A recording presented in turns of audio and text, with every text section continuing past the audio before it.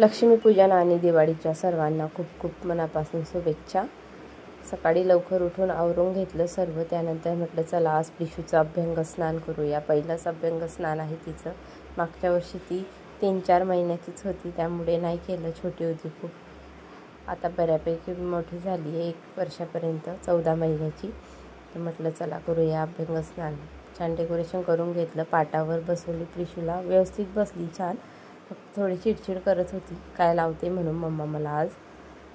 उठणं लावून घेतलं तिला सर्व अंगाला तिच्या। मग बाथरूममध्ये घेऊन जाऊन तिची छान गरम पाण्याने मस्त अंघोळ घालून घेतली। अंघोळ करताना पण चिडचिड करते ती, तोंडाला साबण लावला की रडते, बाकी नाही। मस्त अंघोळ वगैरे करून घेतली, टॉवेलमध्ये गुंडाळून मस्त तिची स्वच्छ पुसून घेतलं कपडाने। मग तिला छान ड्रेस वगैरे घातला नवीन। बेल्ट माझी प्रिशू ठेवतच नाही, एवढे बेल्ट घेतले मी, पण काय उपयोगच नाही एवढे बेल्ट घेऊन, कारण ती लावतच नाही अजून।